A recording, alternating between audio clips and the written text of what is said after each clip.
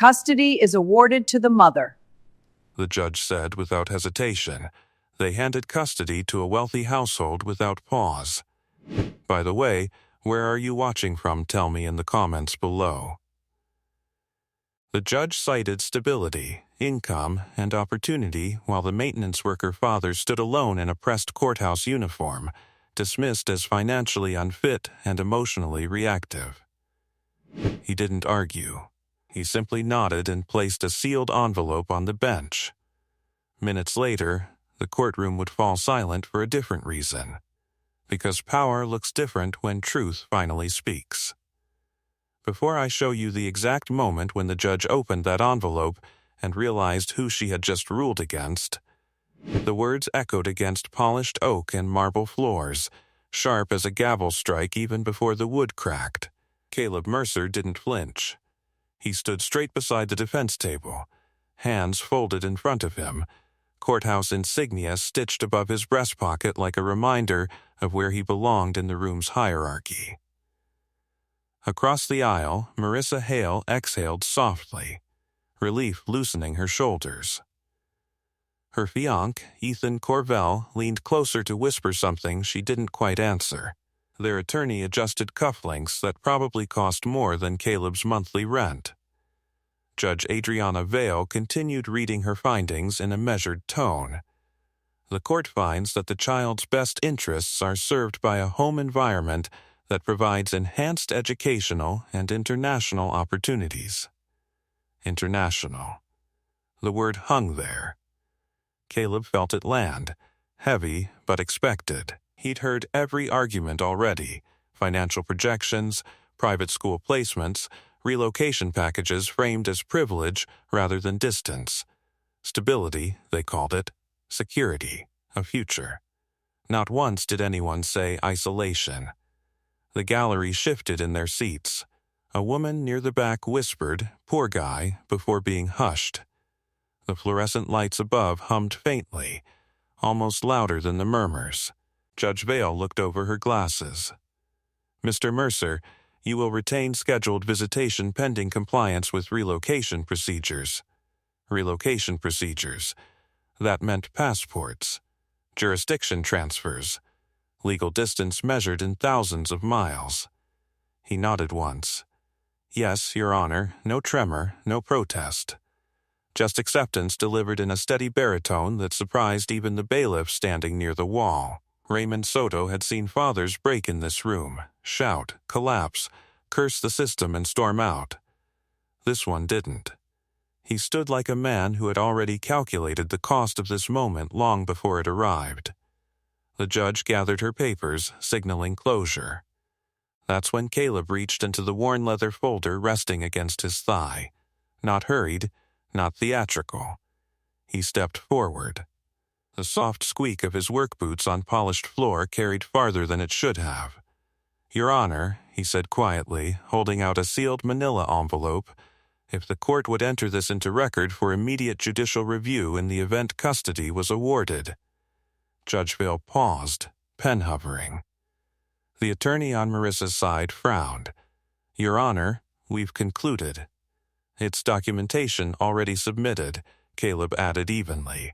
Conditional review. The courtroom felt smaller suddenly. Judge Vale accepted the envelope with visible reluctance.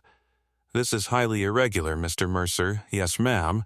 She studied the label written in precise block letters. "For immediate judicial review if custody awarded." Something about the handwriting bothered her. It wasn't frantic or desperate. It was exact. Structured. "Very well," she said finally. "The court will briefly recess to examine this submission." A ripple of confusion moved through the gallery. Ethan shifted in his seat. "What is this?" he muttered under his breath. Marissa glanced at Caleb for the first time since the ruling. There was no anger in his expression, no plea, just focus. The judge broke the seal. Paper slid against paper in the otherwise silent room. Charts, financial maps, transfer logs. Cross-referenced timestamps highlighted with careful notation, Not accusations, documentation. Her brow tightened. This, she began, then stopped. Caleb stood motionless, not defiant, not triumphant, waiting. Judge Vale flipped to the next page. Offshore restructuring, trust amendments, conditional guardianship language embedded inside educational relocation contracts. She looked up sharply at Ethan. "Counsel," she said slowly, "why was this court not informed of pending asset transfers connected to relocation?" The attorney blinked. "I'm not aware of." "You will be," she interrupted. The gallery leaned forward as one. Raymond felt the shift first, the subtle crack in authority's smooth surface. Judge Vale turned another page, scanning faster now. "Mr. Mercer," she said carefully, "how did you obtain and structure this analysis?" Caleb's voice remained steady. "Public records, Your Honor." Cross-referenced with submitted exhibits, no boast, no explanation beyond that. But the formatting told a different story. The judge recognized intelligence brief architecture when she saw it. She had clerked for federal judges once. She knew disciplined documentation. Her earlier certainty wavered. Marissa's relief had faded.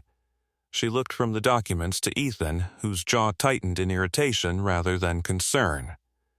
"This is speculative," he said sharply. "Financial planning isn't misconduct, concealment is," the judge replied. The air felt thinner now. Caleb's heartbeat remained slow, controlled. He had mapped every transfer, every clause, every quiet maneuver disguised as opportunity. He wasn't fighting for pride, he was preventing disappearance. Judge Vale set the papers down slowly, gaze lingering on the man in the maintenance uniform, invisible no longer. "Court will reconvene," she said, voice altered, measured differently now. "This matter is not concluded." And for the first time since the gavel fell, the balance of power tilted. No one stood. No one even breathed loudly enough to disturb the shift.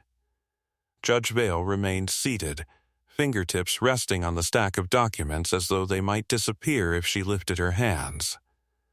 The fluorescent lights hummed overhead, steady and indifferent, but the atmosphere in the courtroom had thickened. "Counsel," she said, eyes still scanning a highlighted column of numbers, "approach." Ethan Corvell rose first, confidence returning to his stride like a reflex. His attorney followed, whispering something urgent. Marissa stayed seated, fingers twisting together in her lap. Caleb didn't move. He remained beside the defense table, posture unchanged, as if the ruling had never wounded him at all. The maintenance insignia on his shirt caught the light. To most people in this room, it still defined him. But not entirely anymore. Judge Vale tapped a page. "These transfers," she said evenly, "were initiated 3 weeks prior to the custody hearing." "They're routine asset reallocations," Ethan replied. "International expansion. Perfectly legal." "Legal doesn't mean transparent," the judge countered. Raymond Soto felt it again, that tremor beneath authority. He had worked this courtroom for 11 years. He knew when momentum shifted. He also knew something else now. This wasn't a desperate father throwing accusations. The structure of those documents was surgical. The judge's gaze lifted. "Mr. Mercer, step forward." Boots pressed softly against polished floor. "Yes, Your Honor." "How long have you worked in courthouse maintenance?" 4 years. "And before that?" A pause, not hesitation, just calculation. "Federal service," Ethan scoffed lightly. Federal service could mean anything. Caleb didn't look at him. "Army intelligence analysis, ma'am." The word settled into the room like a dropped weight. Marissa's head snapped up. Even the attorney stopped whispering. Judge Vale leaned back slowly. "Intelligence analysis, yes, ma'am." Silence stretched, then tightened. If you're just joining us, the narrator might whisper to an unseen audience, "This is the moment everything changes." And if you believe truth deserves daylight, subscribe with the bell on, because stories like this don't end quietly. The judge cleared her throat. Your documentation mirrors forensic financial tracing protocols. Yes, ma'am. Were you involved in investigations of concealed asset movement? Yes. The attorney stepped forward. Your Honor, this is irrelevant to custodial fitness. It's relevant if material information was withheld from this court, she replied sharply. Ethan's jaw flexed. You're implying misconduct over strategic planning. I'm implying, Judge Vale said coolly, that the court may have been presented with an incomplete financial picture. Caleb's eyes flickered briefly toward Marissa. She looked confused more than defensive. Ethan, what is she talking about? He didn't answer immediately. The judge turned another page. This clause, she said, tapping the document, references conditional guardianship authority triggered by international relocation. Why was that not disclosed in testimony? The attorney swallowed. It's a protective contingency. For whom? The judge asked. No one answered. Raymond watched Caleb carefully. The man wasn't smiling, wasn't gloating. His hands remained folded, knuckles pale but steady. He wasn't attacking, he was protecting. Judge Vale looked at Caleb again. Why submit this only upon adverse ruling? Because, ma'am, he said quietly, if custody remained joint, the relocation clause wouldn't activate. The logic was immediate, precise. The judge's gaze sharpened. Ethan shifted his weight. This is absurd. You're letting a maintenance worker reinterpret corporate planning. Caleb finally looked at him, not angrily, not emotionally, just directly. With respect, he said calmly, numbers don't reinterpret themselves. A faint murmur rippled through the gallery. Judge Vale raised her hand for silence. Mr. Corvell, were you aware that relocation under this structure could limit Mr. Mercer's jurisdictional challenge rights? That's speculative. It's documented, she corrected. Marissa's breathing had grown shallow. Ethan, you said Lily would still see her dad. She would, he insisted. On schedule, Caleb spoke softly, not to her but into the room. On a schedule defined by corporate trustees, the words weren't loud. They didn't need to be. Judge Vale closed the folder slowly. This court does not tolerate strategic concealment, she said. We will recess for extended review. The gavel struck again, but this time not as finality, as suspension, as reconsideration. Ethan's confidence had thinned. The attorney leaned in urgently, whispering about filings and damage control. Marissa stared straight ahead, eyes unfocused. Caleb stepped back toward his table. Raymond met his gaze briefly. There it was again, that quiet composure. Not relief, not victory, just steadiness. The kind of steadiness built long before this room. As the judge rose to exit, she paused. Mr. Mercer. Yes, Your Honor. Her expression was no longer dismissive. Why continue working here, after federal service? The question hung between them. He didn't hesitate. Because this building decides futures, he said evenly. And mine's in it. The courtroom emptied slowly, but no one left untouched. The ruling had cracked, and the man they underestimated was no longer invisible. The courtroom doors swung shut behind Judge Vale, the heavy wood ceiling in a tension that refused to dissipate. Conversations erupted in hushed fragments, lawyers recalculating, observers speculating, the sharp click of expensive heels pacing near the counsel tables. Caleb remained where he was.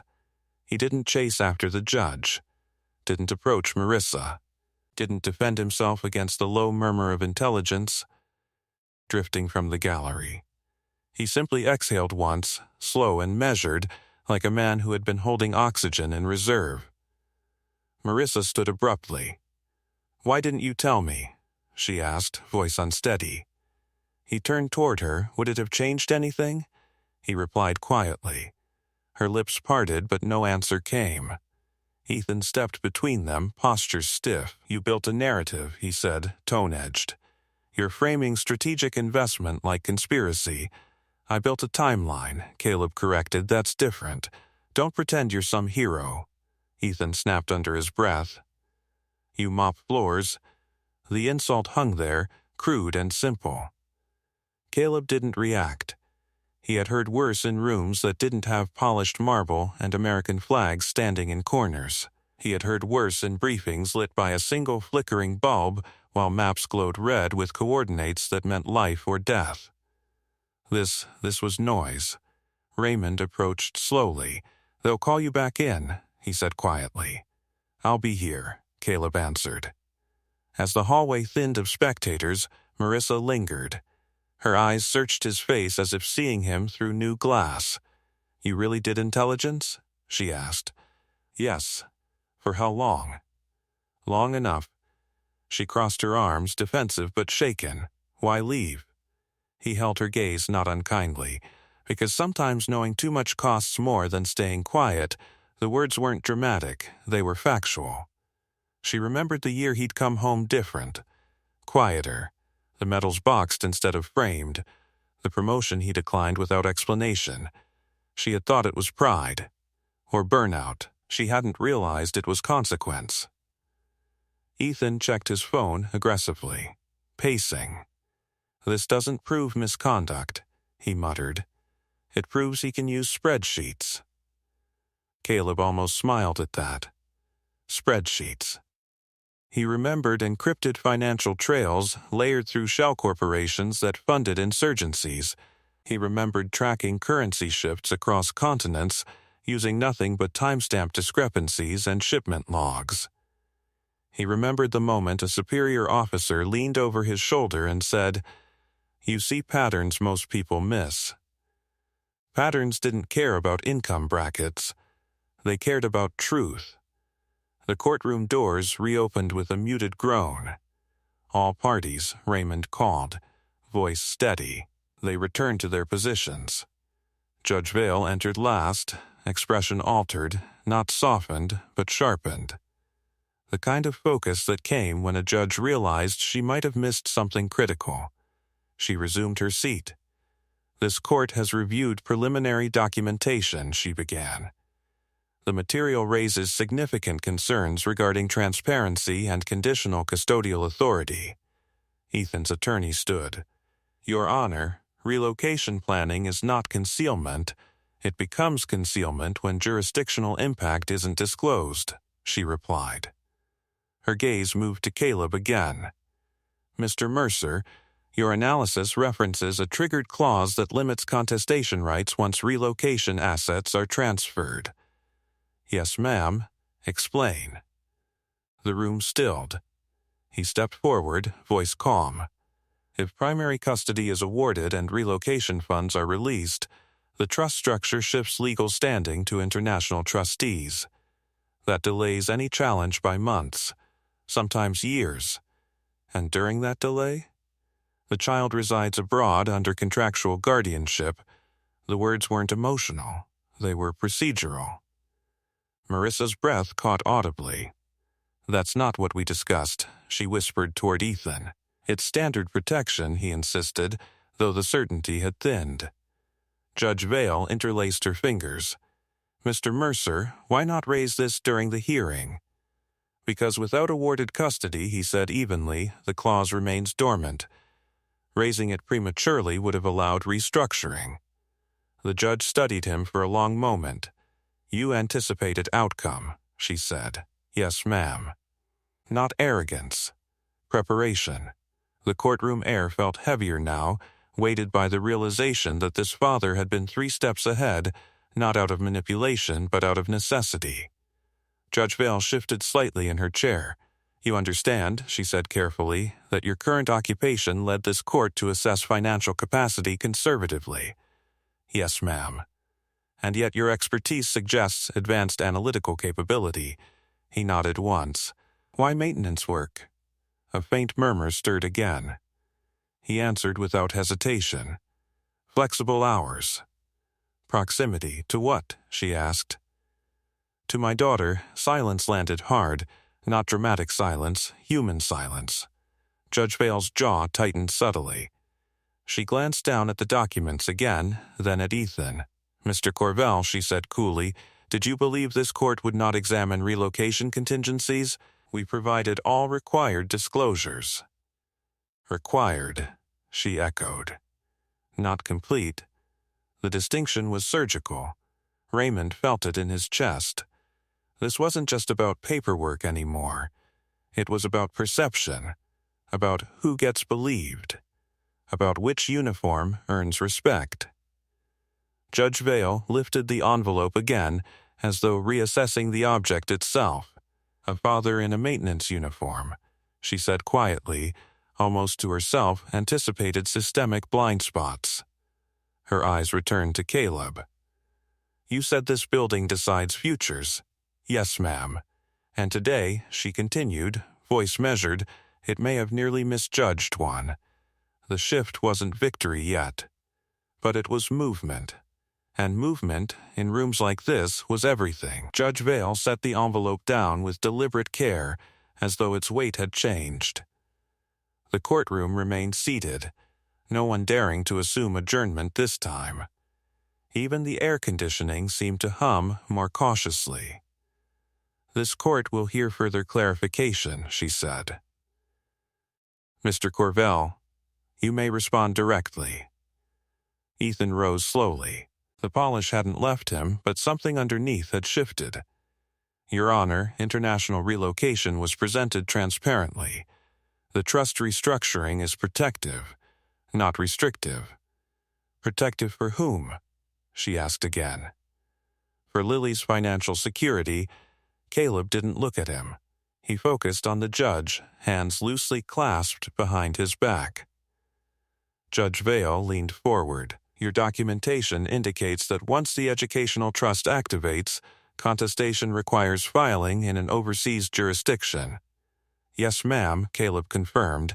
"That would impose significant financial burden on Mr. Mercer." "It would," he said evenly. Marissa's eyes widened slightly. "Ethan, you never said he'd have to file overseas." "It's standard international structuring," Ethan insisted. "Large families do it all the time." Caleb's voice remained calm. "We're not a large family." The statement wasn't bitter, it was factual. A faint ripple of reaction passed through the gallery. Raymond shifted his stance near the wall, watching the subtle exchanges, the way power wavered when challenged with precision. Judge Vale flipped another page. "These timestamp correlations," she said, tapping the document, "suggest asset transfers were initiated immediately after mediation failed." "Yes, ma'am. Coincidence?" she asked Ethan. He hesitated. "Just for a second." "It was prudent planning," he replied. The judge's gaze hardened. "Prudent planning that wasn't disclosed during testimony." The attorney cleared his throat. "Your Honor, disclosure requirements were met." "Minimal compliance," she corrected. Caleb felt the rhythm shifting further now. Not in his favor entirely, but away from assumption. He hadn't come here to expose wealth, he'd come to expose timing. Because timing tells truth. Judge Vale addressed him again. "You structured this analysis alone?" "Yes, ma'am. No external counsel?" "No." The judge studied him longer this time. "Your formatting resembles federal brief architecture." A quiet pause. "It's what I was trained in," he said. The acknowledgement settled differently now, no longer surprising but undeniable. Marissa's shoulders sagged slightly. "Why didn't you tell me?" she asked him softly, almost to herself. "You didn't ask," he answered. The words weren't sharp, they were weary. Ethan stepped forward again, frustration surfacing. "Your Honor, are we seriously entertaining the idea that a maintenance employee uncovered corporate misconduct none of our advisors noticed?" Caleb's jaw tightened just slightly. "Advisors look for growth," he said calmly. "Analysts look for exposure." The distinction landed clean. Judge Vale's lips pressed together. She understood that language. Growth versus exposure. Opportunity versus risk. She turned toward Marissa. "Miss Hale, were you aware that relocation under this trust could delay Mr. Mercer's legal challenges by jurisdictional shift? Marissa swallowed. No, I thought it was just paperwork. Paperwork, Caleb repeated quietly, not mocking, just observing. The judge tapped the bench lightly, thinking. The gallery remained silent, but the atmosphere had shifted from spectacle to scrutiny. This wasn't about dramatic accusation anymore, it was about process. And process favored preparation. Judge Vale inhaled slowly. This court acknowledges that financial stability is a significant factor in custodial determination. However, transparency is equally significant.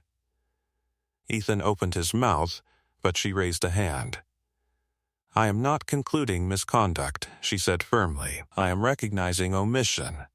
Her eyes returned to Caleb. Mr. Mercer, your occupational status influenced the court's earlier assessment of financial parity. Yes, ma'am. Yet your analytical submission indicates substantial capability. He nodded once. Why not pursue similar financial advancement? The question wasn't accusatory. It was curious. He answered without pride, because time is currency too. A faint crease appeared between her brows. Explain, federal contracting required travel, he said. Extended absence. I chose proximity instead. To your daughter, yes. The simplicity of it cut deeper than any financial spreadsheet. Marissa looked at him differently now, not as the man who lost ambition, but as the man who redirected it. Ethan shifted uncomfortably. This is emotional framing, he said sharply. Custody isn't awarded on sentiment. No, Judge Vale agreed. It's awarded on best interest. She looked down again at the clause highlighted in yellow. Best interest requires informed judgment. Raymond felt the room settle into that truth. Judge Vale straightened. The court will not finalize custodial transfer until full financial transparency is reviewed. Ethan's composure cracked slightly. You already ruled, and courts, she replied evenly, retain authority to reconsider when material information emerges. Silence followed.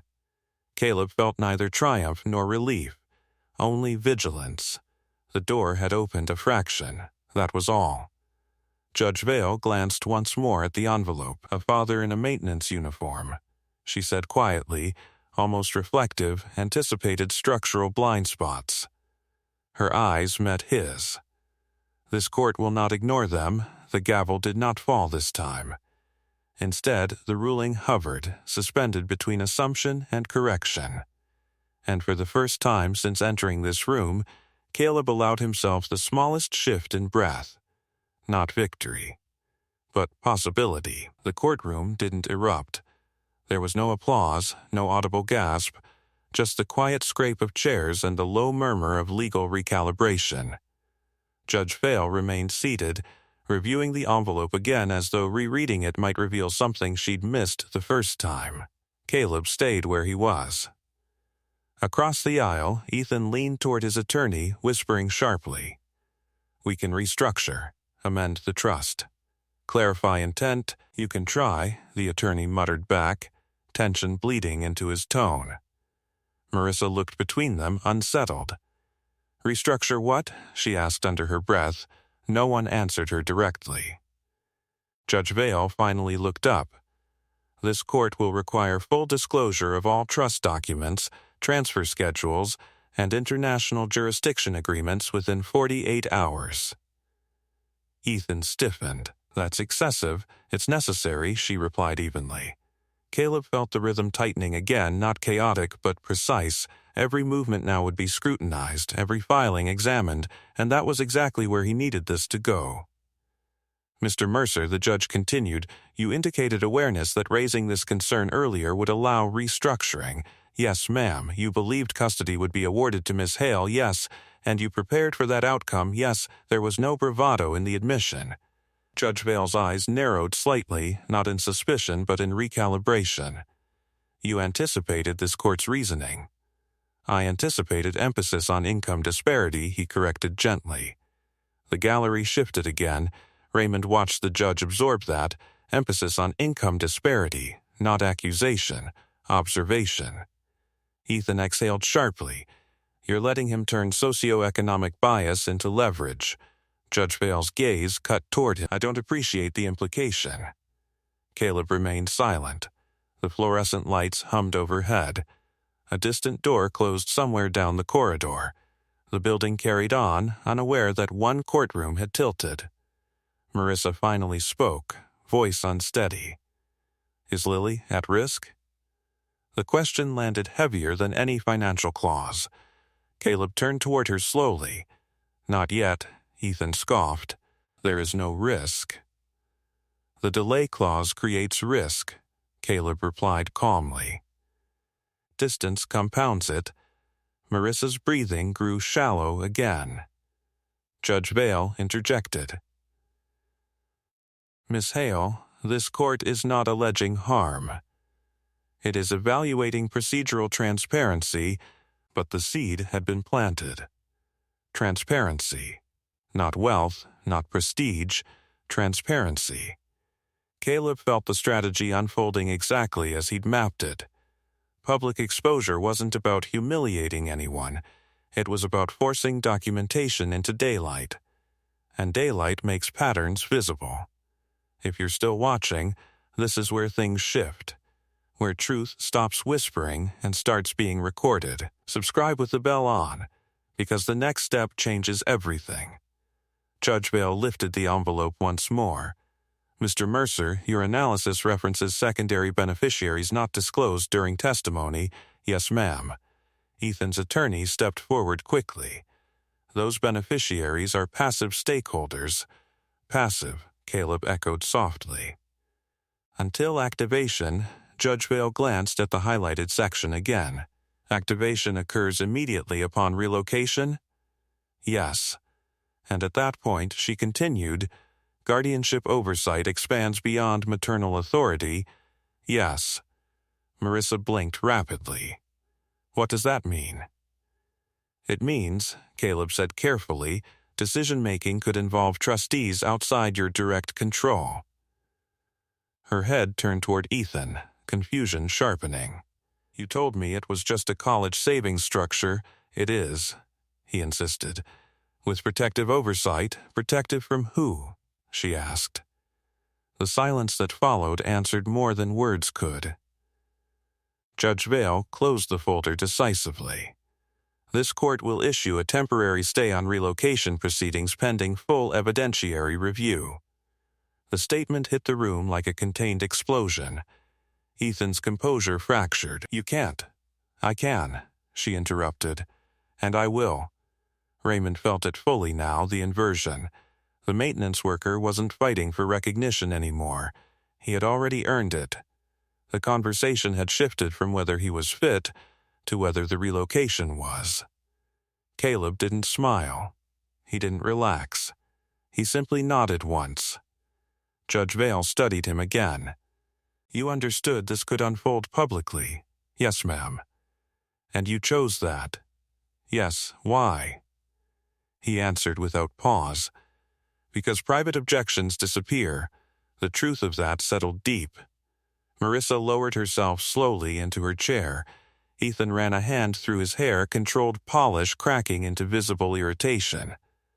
This is reputational damage over nothing. No, Judge Vale corrected quietly. It is reputational clarity. The words lingered. Public exposure had begun, not loud, not theatrical, but procedural. Documented. Recorded. Caleb felt the weight of the moment press against his ribs. He had calculated every move, but calculation didn't erase emotion. Lily's face flashed in his mind, her small hand gripping his sleeve the last time she'd asked, I'm not moving far, right? He swallowed once. Not yet. Judge Vale signaled to the clerk. Schedule evidentiary continuation. 48 hours. The gavel struck, not as final judgment, but as pause. And in that pause, the power structure continued to rearrange itself. Not victory, but undeniable traction. The gavel's echo faded into the ceiling, and for a long second no one moved. The clerk began gathering files, the soft shuffle of paper marking the difference between assumption and reconsideration. Judge Vale remained seated, eyes lowered to the envelope as though it were less a submission and more a mirror. "All parties are reminded," she said finally, "that this stay does not determine final custody. It ensures full review." Ethan exhaled through his nose, controlled but heated. "Understood, Your Honor." Caleb inclined his head. "Yes, ma'am." Marissa looked smaller somehow, as if the certainty she had walked in with had drained through the cracks in the courtroom floor. 48 hours? She asked faintly. "Yes," the judge replied. Full financial disclosure. The words weren't dramatic. They were procedural. But procedure was where Caleb thrived. As the courtroom began to empty again, Raymond approached the defense table. "You knew she'd stay it," he murmured quietly. "I hoped," Caleb answered. "That envelope," Raymond shook his head slightly. "You built that like a federal brief." He didn't deny it. Outside the courtroom doors, the hallway buzzed with restrained conversation. Attorneys spoke in clipped phrases. Assistants tapped furiously at phones. The news hadn't reached beyond this corridor yet, but it would. Wealthy relocation stalled by a maintenance worker's documentation made for uncomfortable optics. Ethan caught up to Marissa near the water fountain. "This is temporary," he said under his breath. "Don't let him manipulate you." She turned on him slowly. "Did you?" "What?" "Manipulate." His silence stretched half a second too long. Caleb stepped past them, not interrupting, not gloating. His boots tapped softly against the tile, echoing down the corridor. The courthouse smelled faintly of cleaning solution and old paper, a scent he knew better than anyone here. This building decides futures. He had meant it. Raymond caught up beside him. "You okay?" He nodded. "I will be. You ever think about going back?" Raymond asked quietly. "Federal work. Thought about it. And?" He glanced toward the exit doors where afternoon light spilled in thin bands. "Lily's school gets out at 3, that was answer enough." Behind them, Ethan's voice rose slightly. "We complied with every required disclosure." "Required," Marissa repeated, the word tasting different now. Caleb didn't turn around. He knew something Ethan didn't. Transparency isn't about what's required. It's about what's revealed. They reached the lobby. Marble floors reflected distorted silhouettes, suits, uniforms, polished shoes, worn boots. Class contrast embedded in architecture. Raymond slowed. 48 hours, he said. "They'll try to fix it, I know. You ready for that?" Caleb's jaw set slightly. Already accounted for it. Because the envelope wasn't just exposure, it was timing. He had mapped projected restructuring pathways, emergency amendments, rapid filings. He had left room for them to move and documented the window in which they would. Public exposure wasn't a single reveal. It was sustained light. If you've made it this far, you can feel the shift too. When quiet preparation meets public scrutiny, outcomes change. Stay with this story, because the next 48 hours will test everyone involved. Raymond clapped a hand lightly on his shoulder. "You don't look scared." "I am," Caleb admitted. The honesty surprised even him. Of losing? Of being right too late, the words lingered between them. Raymond nodded slowly. She noticed. The judge? Yeah, she noticed. Caleb stepped toward the exit doors. Outside, traffic hummed. The city moved forward, unaware that a child's future hovered in judicial suspension. Behind him, Ethan's voice echoed faintly in frustration. "We'll counterfile. This is optics." Optics. Caleb paused just inside the doorway. Optics fade. Documentation remains. He pushed the door open. Cold air brushed his face, grounding him. For a moment, the weight of the courtroom lifted, replaced by the simpler reality of pavement, sky, and the ticking clock toward school dismissal. 48 hours. He didn't have wealth to deploy. He didn't have private counsel strategizing in glass offices. He had records. Timing. And the truth already entered into court record. Public.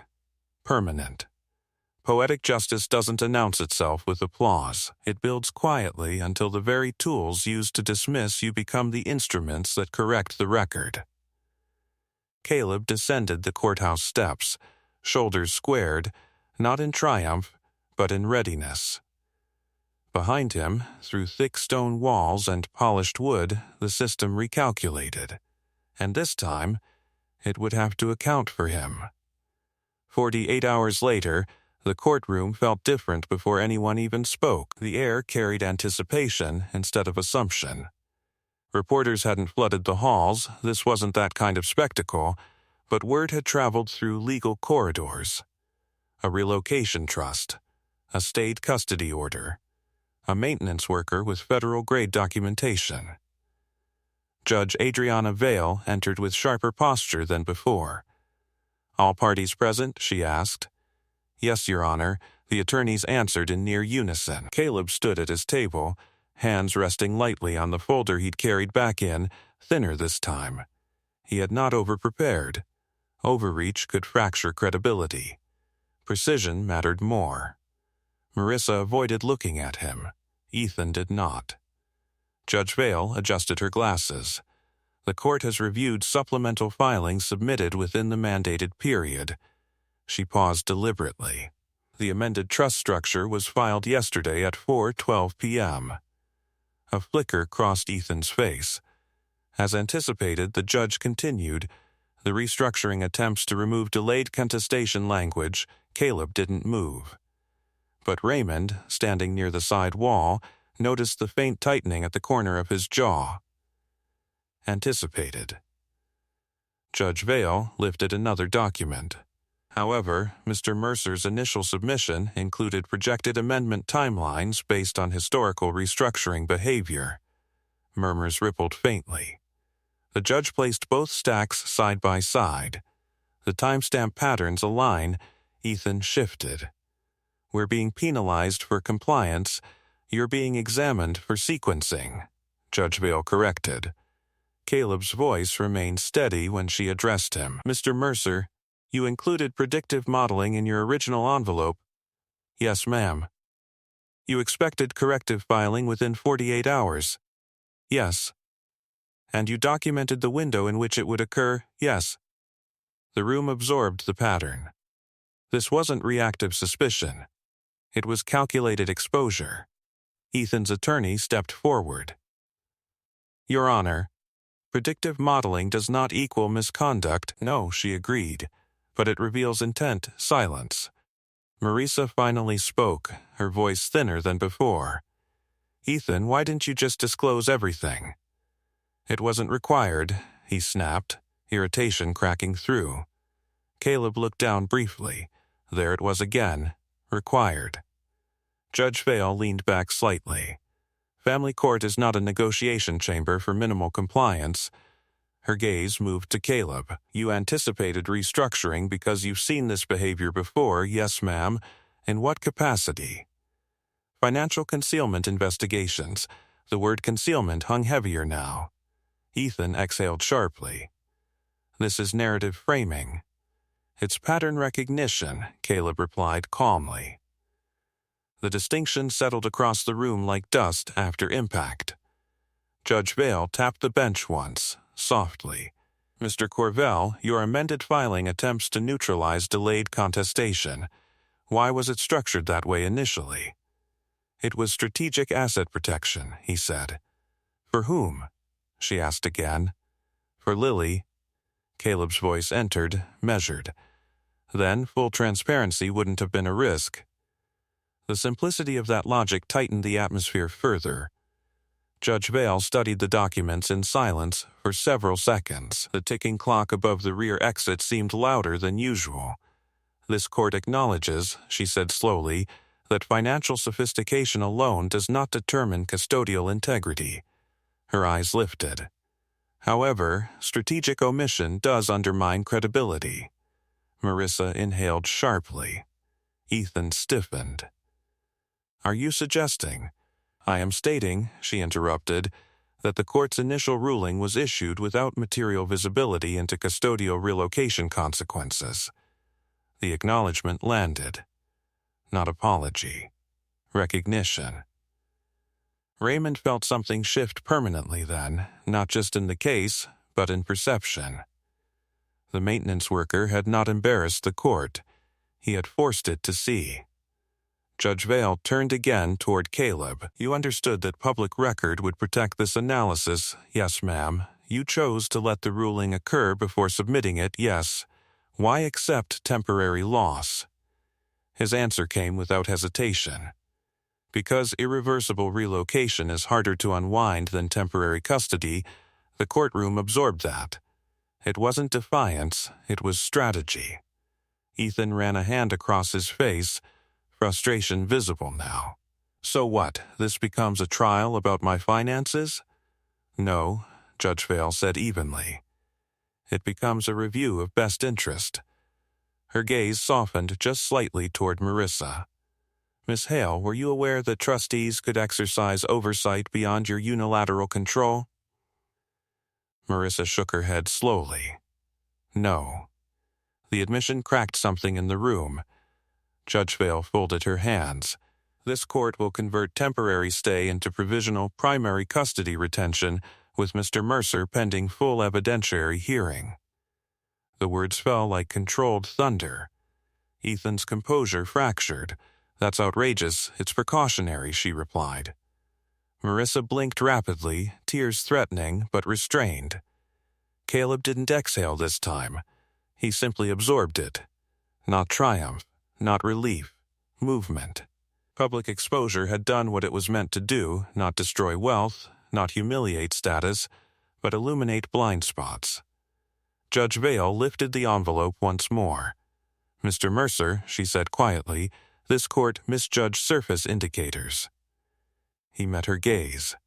Yes, ma'am, and this time, she continued, voice steady, we will not.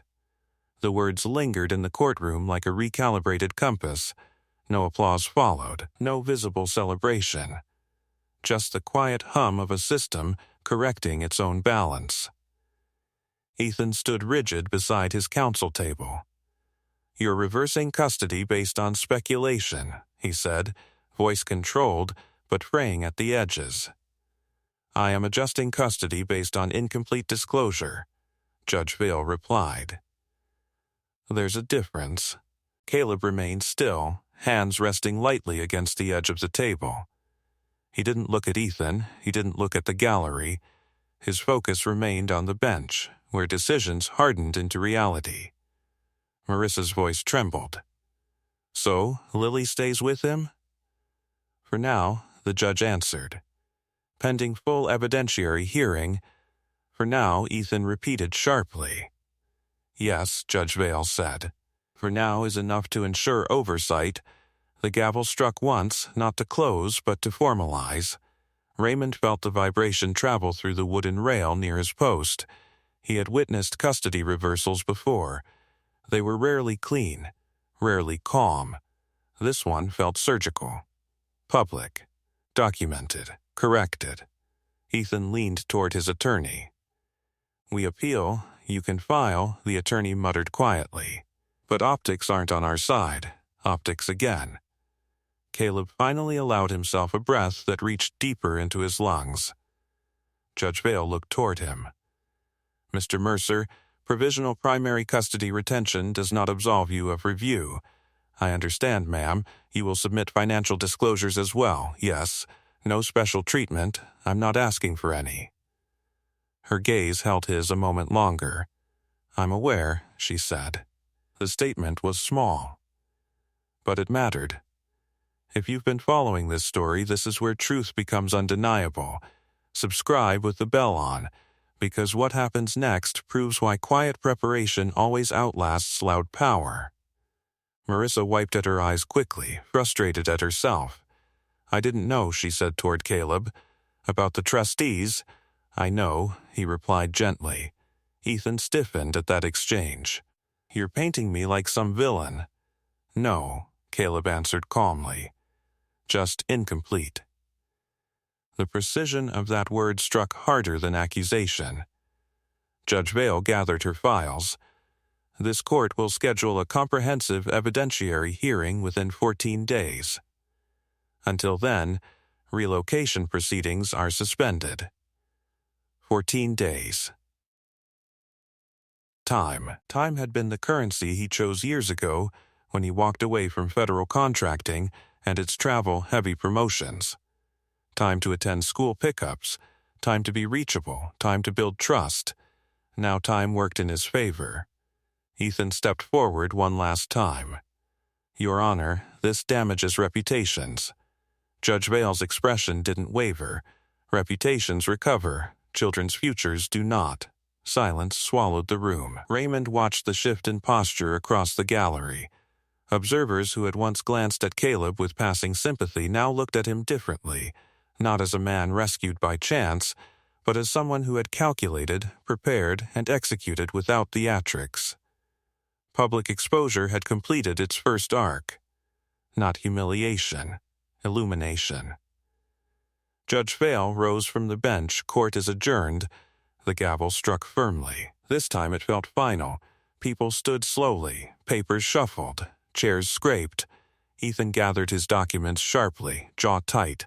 This isn't over, he muttered under his breath. Caleb didn't respond.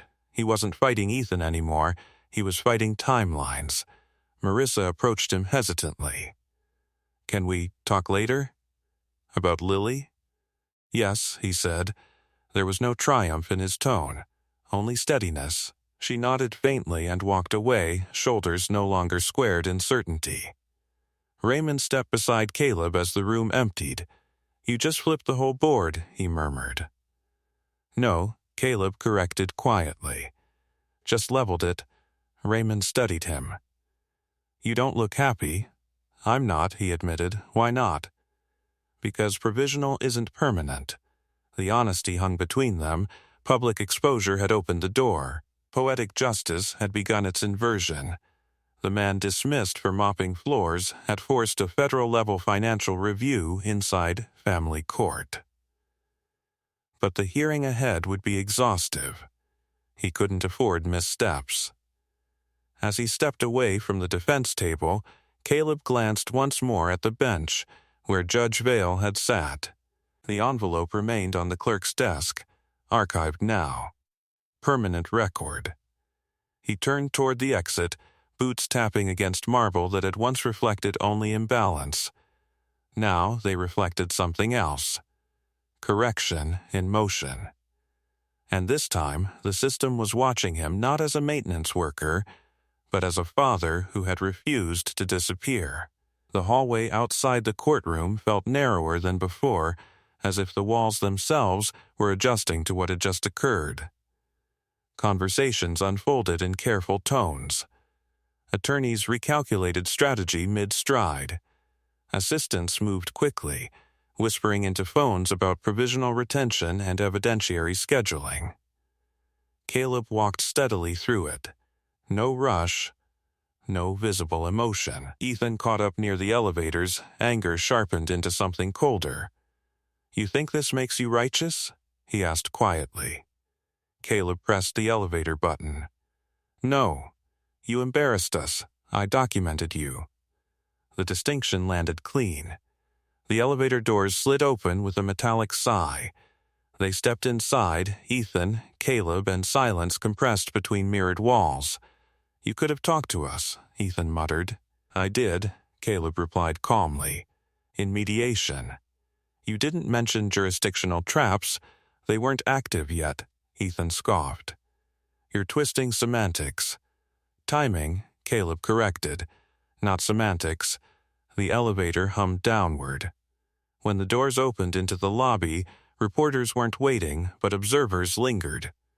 Word had moved quietly through courthouse staff. The maintenance worker had forced a custody stay against a corporate relocation trust. Raymond approached, lowering his voice.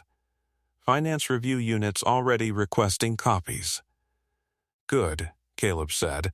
That was fast. It needed to be. Public exposure worked because it created institutional momentum. Once documentation entered record, systems reacted to protect themselves.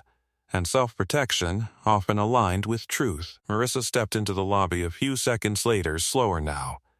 She approached cautiously. I don't want Lily scared, she said. She won't be, Caleb answered. You're not? Trying to take her from me? The question was fragile. No, he said evenly. I'm trying to keep her from being leveraged. The word hit differently than any accusation. Marissa looked down. I thought it was opportunity. So did I, he replied. Ethan's voice cut in. This is manipulation. Caleb didn't turn. It's documentation. The repetition wasn't rhetorical. It was grounding. A pair of junior clerks passed nearby, glancing at him with quiet curiosity. The uniform he wore hadn't changed, but perception had. Judge Vale emerged briefly from a side corridor, pausing when she noticed them. Her expression remained composed, but there was something new in it. Recognition. Mr. Mercer, she said. He turned respectfully. Yes, Your Honor. The evidentiary hearing will include independent financial review.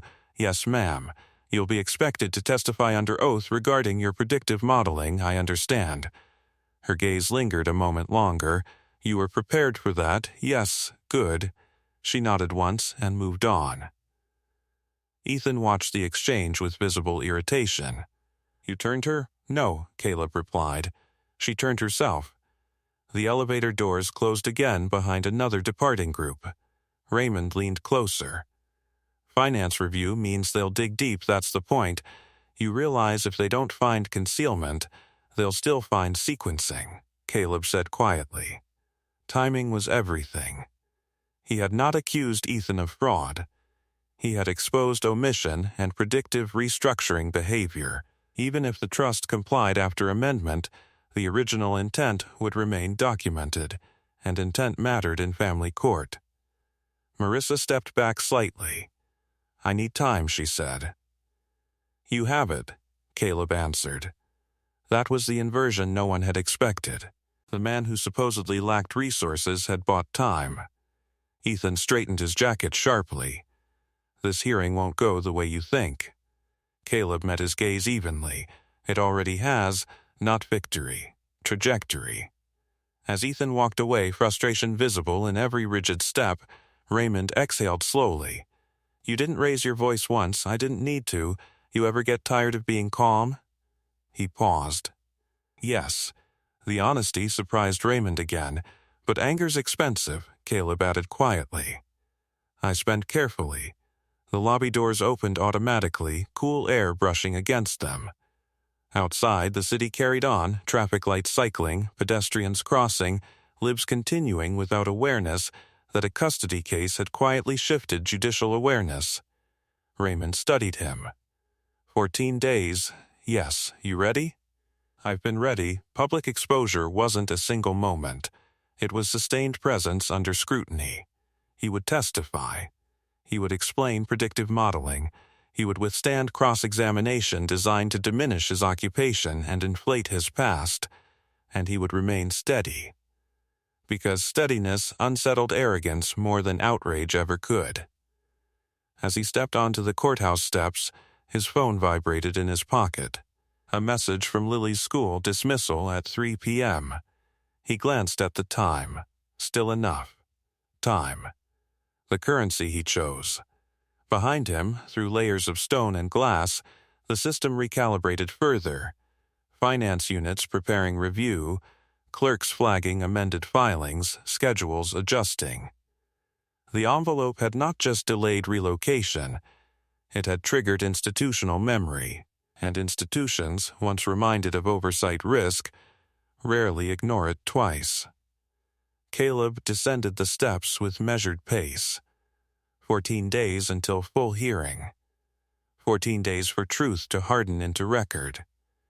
and this time the record had his handwriting all over it. 14 days later, the courtroom felt less like a battleground and more like an audit chamber. There were no dramatic entrances, no raised voices in the hallway, just a different kind of weight, the kind that settles when everyone understands this won't be resolved by confidence alone. Judge Adriana Vale entered with a composed, deliberate calm. "All parties prepared?" she asked. "Yes, Your Honor," both attorneys responded. Caleb stood at the defense table, a dark suit replacing his maintenance uniform for the first time in these proceedings. It wasn't expensive. It didn't need to be. It fit cleanly, shoulders squared, posture unchanged. Across the aisle, Ethan's composure had returned, but thinner now, less effortless. Marissa sat between counsel and Fionk, hands clasped tightly. "The court has received findings from the Independent Financial Review Unit," Judge Vale began. Paper shifted lightly across the bench. The review confirms that the original trust structure included delayed contestation language tied to international jurisdiction transfer. Ethan's attorney rose immediately. "Your Honor, we amended that language within the court's time frame." "Yes," she replied. After Mr. Mercer documented predictive restructuring behavior, silence. Caleb remained still. The judge continued, voice steady. "While no illegal activity has been substantiated, the court finds that material custodial implications were not sufficiently disclosed during initial testimony." Marissa's breath caught faintly. Ethan leaned forward. "We complied with disclosure standards. Minimum standards," Judge Vale corrected. "Family court requires comprehensive clarity when relocation intersects with parental access." She turned her attention to Caleb. "Mr. Mercer, you are under oath. Did you anticipate restructuring once your documentation entered record?" "Yes, ma'am. Why?" "Because rapid amendment limits reputational damage," he replied evenly, "and preserves leverage." A subtle shift moved through the room. "You included projected filing windows in your submission," she said. "Yes." "And the amendment occurred within that window?" "Yes." Ethan's jaw tightened. "Predictive modeling isn't proof of intent." "No," Caleb agreed calmly. "It's proof of pattern." The distinction hung heavy again. Judge Vale folded her hands. "The independent review also confirms that activation of the original trust would have transferred jurisdictional authority to trustees beyond maternal sole control." Marissa's eyes flickered toward Ethan. "You told me it was administrative," she whispered. "It was protective," he insisted. Judge Vale addressed Marissa gently. "Miss Hale, were you fully aware of that structural consequence?" "No," she admitted quietly. The admission shifted something irreversible. Judge Vale's gaze hardened, not cruel, but resolute. "This court does not find malicious intent. However, it does find strategic omission." Ethan inhaled sharply. "That's damaging language. It's accurate language," she replied. Raymond, stationed near the wall, felt the room settle into clarity. Public exposure had achieved its full arc, not spectacle. Documentation. Judge Vale continued, "The court's initial custody award placed substantial weight on financial superiority." Her eyes moved to Caleb. "That assessment failed to account for analytical competency, stability of proximity, and demonstrated protective foresight. The acknowledgement was measured, not emotional. But it carried weight." Caleb held her gaze respectfully. "The court therefore vacates the prior custody award in full," she said clearly. The words echoed. Marissa closed her eyes briefly. Ethan's composure fractured. "You're punishing us for being prepared." "I am correcting an incomplete evaluation," Judge Vale replied. She lifted the envelope from the clerk's desk, the same one that had begun the inversion. "Mr. Mercer submitted this documentation not to obstruct relocation, but to ensure informed judgment. Her eyes returned to him. That is the court's responsibility, and when oversight occurs, correction must follow. She set the envelope down firmly. Primary physical custody will remain, with Mr. Mercer pending continued co-parenting mediation. Relocation is denied at this time. The gavel struck once. This time, it was not suspension. It was decision. Ethan stood abruptly. "We will appeal." "You are entitled to," Judge Vale said evenly. Marissa looked toward Caleb, uncertainty and relief colliding in her expression. "I never meant to push you out," she said softly. "I know," he answered. No triumph, no bitterness, just steadiness. Judge Vale addressed him one final time. "Mr. Mercer, yes, Your Honor. Your occupation does not define your capacity, no, ma'am."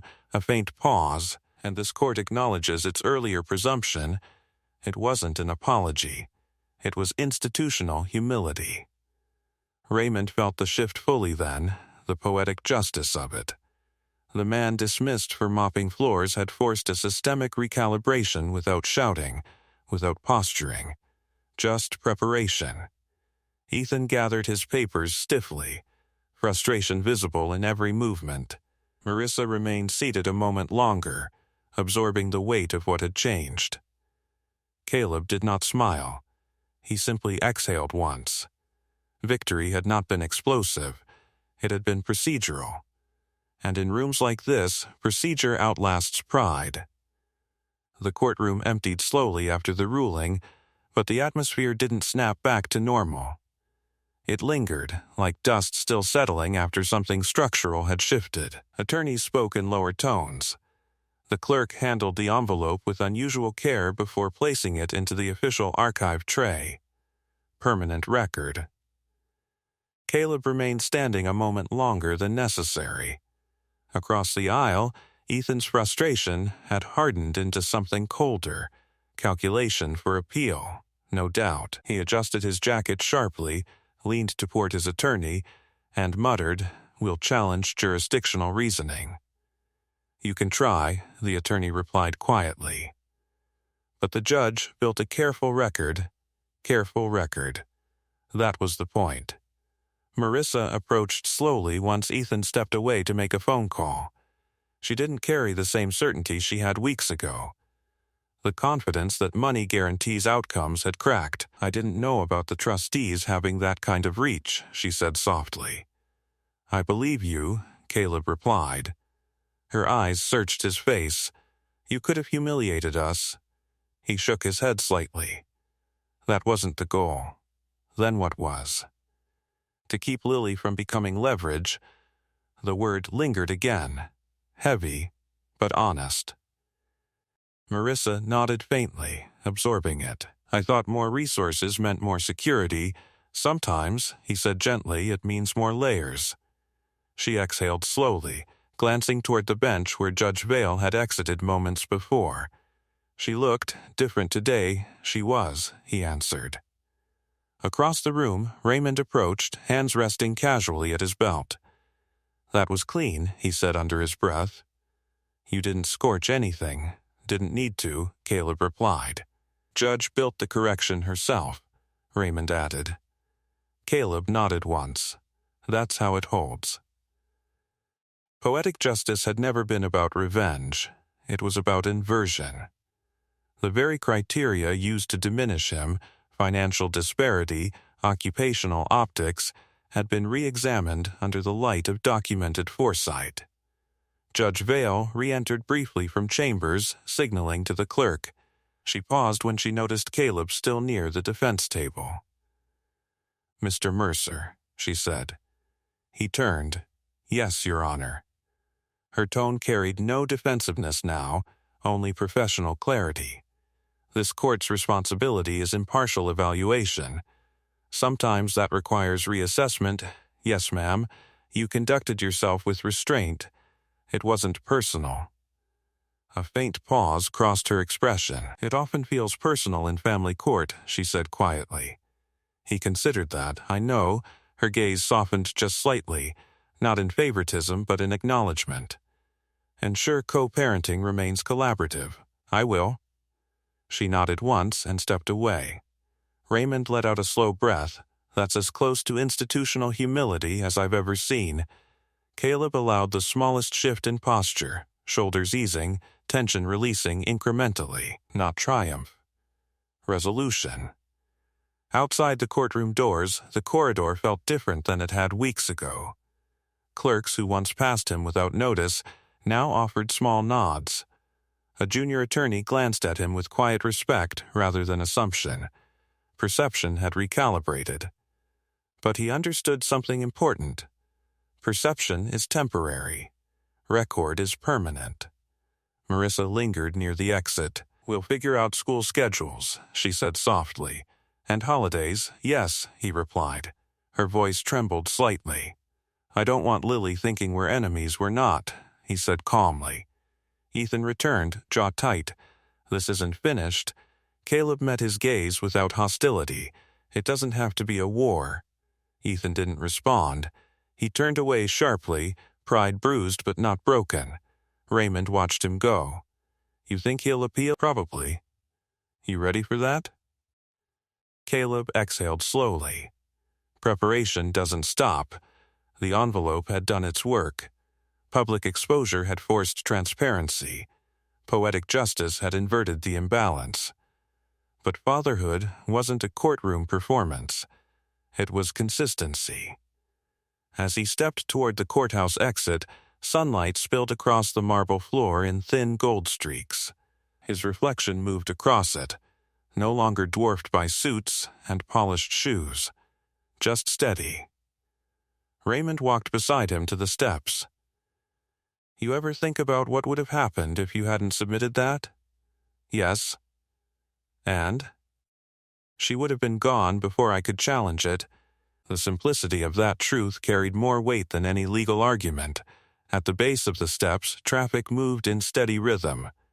Life continued without awareness of what had shifted inside those stone walls. Raymond clapped his shoulder lightly. You didn't just win custody.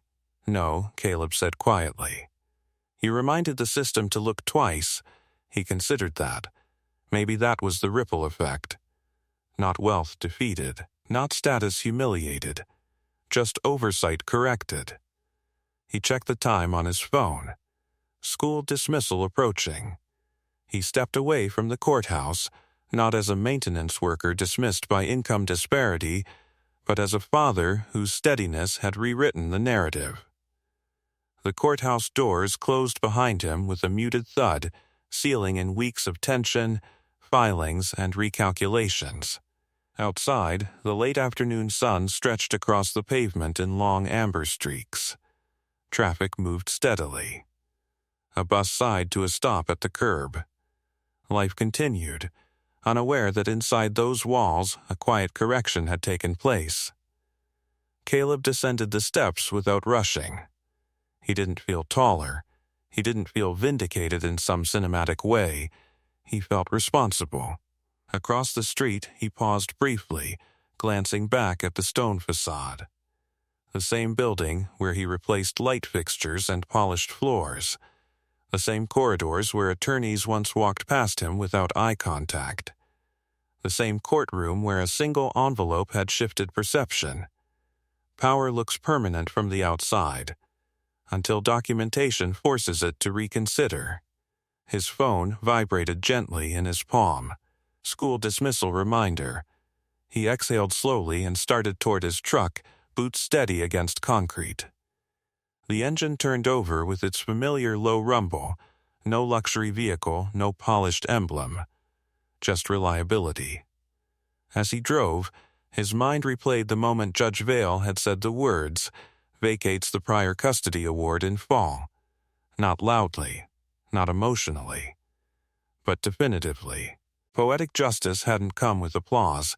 It came with careful language and recorded correction.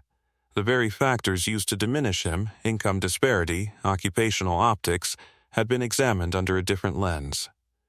Capacity, foresight, proximity. At a red light, he caught his reflection in the rearview mirror. Same face, same steady gaze, But something subtle had shifted.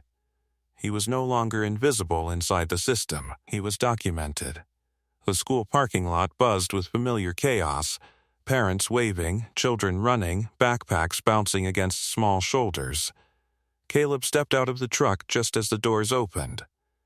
Lily spotted him almost instantly. "Dad," she called, sprinting toward him. He knelt slightly as she collided into his chest, arms wrapping tight around his neck. "You came," she said into his shoulder. "I always do," he replied softly. That was the victory. Not the courtroom. Not the reversal. Consistency. She pulled back, studying his face. "Are we moving?" "No," he said gently. "Not right now." She nodded, satisfied with that. Children understand presence more than paperwork. As they walked back to the truck, Lily slipped her hand into his. Small, warm, certain. Behind them, other parents talked casually about homework and soccer practice. None of them knew how close he had come to losing this ordinary moment. That was the quiet truth of it. Injustices don't always look dramatic. Sometimes they look procedural. Sometimes they look like a signature placed without full visibility. And sometimes they're corrected by someone the system never expected to question it. He buckled Lily into her seat and closed the door gently. Driving home, she talked about a spelling test and a classmate who cheated at kickball. He listened, nodding, asking questions. Fully present. No headlines, no spectacle, just fatherhood. At a stop sign, she looked at him suddenly. "You're not mad at Mom, right?" He paused briefly. "No," he said carefully. "Grown-ups make mistakes too." She considered that and nodded. Mistakes, not enemies. That mattered. When they pulled into their modest apartment complex, sunlight caught the windshield just right, briefly flooding the cabin with warmth. Caleb turned off the engine and sat there for a second, hand still resting on the steering wheel. Public exposure had corrected the record.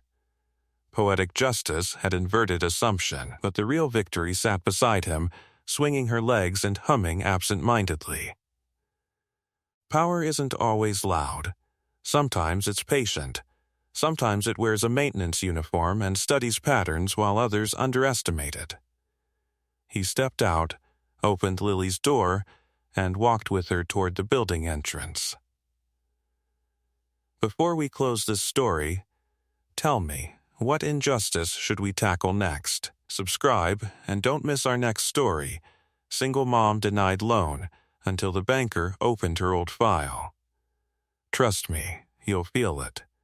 And tell me in the comments, what injustice should we tackle next?